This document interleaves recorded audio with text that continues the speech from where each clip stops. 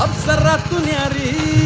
काबरान मराठमोळी पोरगी लय भारी येसून ग साडी चोळी दिसती प्यारी गोऱ्या मुखड्यानं केली काळजाची चोरी सोडू सांगतीन बैलगाडी बांधुराना मंदी माडी कारभार निग माझे येना जवळ लहजून थोडी तुफान भी आला कधी उभा मी पहाड हवा